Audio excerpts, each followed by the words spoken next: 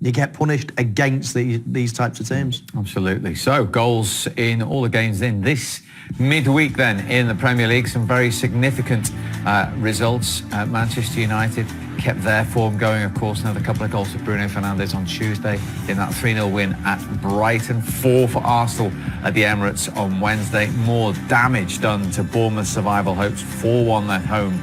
They lost to Newcastle. Leicester, again, a setback for their Champions League chase. 2-1 they lost at Goodison to Everton. Huge result for West Ham to come from behind and beat Chelsea 3-2.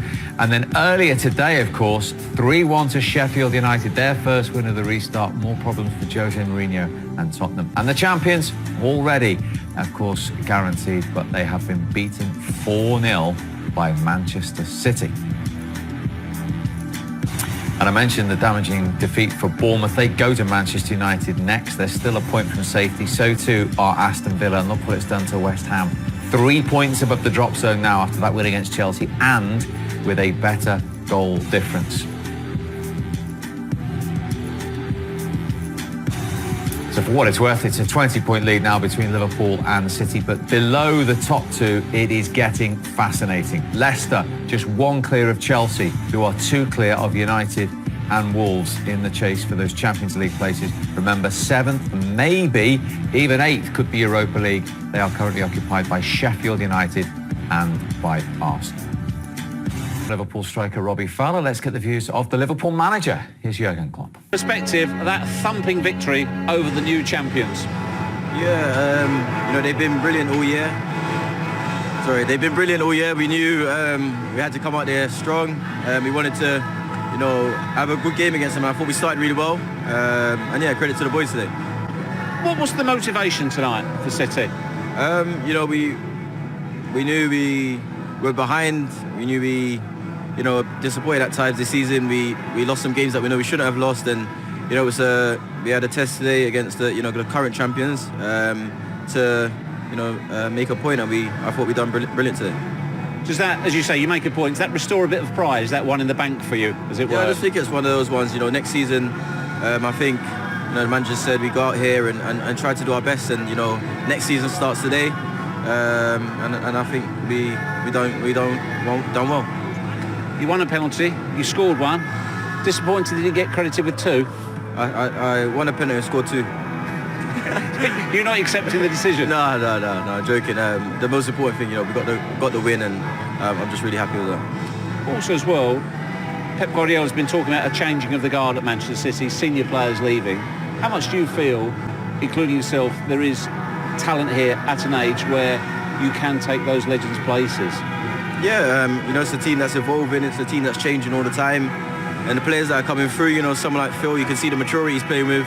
I think he's only 20, and he's playing like he's been in the first team for nearly 8 years or something like that. He's a credit to himself, and every day comes in, every opportunity I've seen him get, he starts, he does brilliantly. So I think in the future we got some great players coming through. How much will tonight's victory help you in the other competitions that you remain in? Yeah, we've got the FA Cup and the Champions League, and these Premier League games are leading up to that. We need to finish strong, and that will only help us in the semis and against Real Madrid and in the Champions League. Well done tonight, Raheem. Thanks for talking to us. Thank you very much. Cheers.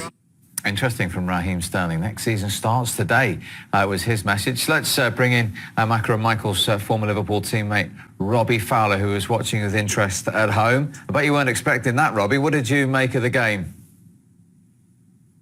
Well, look, I wouldn't go as far as saying it was an embarrassing performance. I think it was a disappointing performance. I think Raheem was saying, I think he thought, City started well. I thought Liverpool started 20, 25 minutes. They were as good as anyone on the day. But, goals win games. And, obviously once De Bruyne started playing, he's just different class, isn't he? And obviously the final third was where the game's won. I think they looked more clinical, more precise, whereas Liverpool seemed to huff and puff in the final third. So yeah, it was a disappointing night for Liverpool.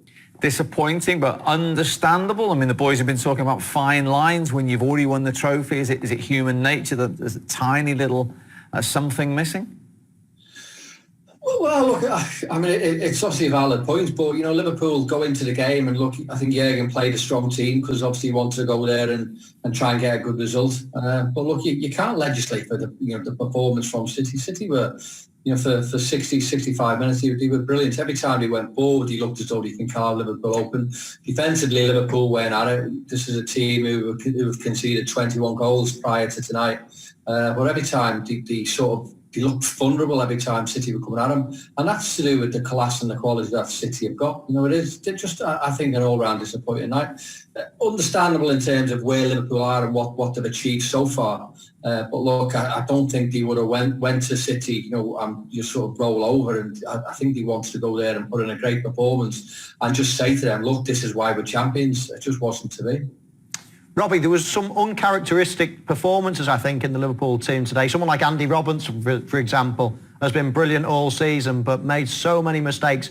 What would you put that down to, those individual sort of mistakes that you never really see? No, look, I think it's obviously the case, Michael, and I think Steve was alluding to it then. I think with the weak Liverpool had, and there's been obviously lots of pressure lifted. Obviously getting that, the champion, the Premiership home. Liverpool maybe have had maybe one or two nights extra out, and I think you can only put that down to Andy Robertson's performance because he's been phenomenal all year. He really has. Tonight wasn't a good, but what I will say, I thought Foden was very, very good against him as well, and I think that was a real good performance from him. And when you are up against players like that, you can't feel as though you have a good game all the time. Robbie, do you think a defeat like that will make Jurgen Klopp, look at the transfer market?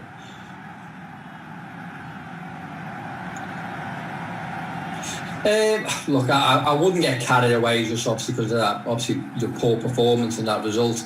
Look, as I said, it's disappointing. But look, he knows what his players are. He knows what they're capable of. And look, I would be amazed if he's not looking at the transfer window anyway, just for players, because we know as players ourselves, if you've got aspirations of winning leagues, then you've got to go and win. You've got to go sign players. You've got to go and bring in good players. Now, just because you've won that Premier League, it doesn't really matter that, it doesn't seem to say, well, listen, we're happy with our squad. I think you've always got to grow. When you think of Man City, obviously they're going to lose Silva. Aguero's maybe coming towards the twilight of his career. They've lost Sané. They've lost Silva. Mendy's probably not reliable because of obviously the injury. So they're going to go out and sign players. But any time you want to stay at the top, you've got to bring players in. I really believe that, because if you're not, the teams behind you are going to bring players in, so they want to move forward. And if you're not signing players, you're not necessarily standing still. I think you might be going backwards. But I'm interested because quite a lot of Liverpool fans are saying we need another striker. What happens if one of those front three get injured or suspended or whatever? But I just wonder, we were having a laugh the other night with yourself and Michael and Emil Heskey, etc. Nicolas Anelka was with you. If you were a striker at the moment, Robbie, and Jurgen Klopp wanted to sign you, then you're not going to start a lot of games, are you, with those front three? How difficult recruitment to try and strengthen that area is that? Well, look, it's up to the players to go out there and prove to the manager that, look, it's up to you to, if you want to get picked, you have to go and put in those performances. I think what you just said there, Steve, as well, you can throw that, you can throw that stick at lots of clubs. You look at, City with Aguero. Jesus, he's obviously not a bad player, but he's not, he's not in the calibre of Aguero. You look at defensively, you got Garcia and Otamendi. There's players there. So I think City needs to get players in cover as well. So yeah, I think that's for every top club. I think you've got to have players. You've got to have players who are going to try and put a marker down and say to the manager, say to the club, say to all the fans, well, look, I'm here to sort of win my place, and but it's up to the player to go out and do that. It will be fascinating. Robbie, as always, great to talk to you. Cheers, Thank you very much indeed. Good to see fellas. you. Thank you.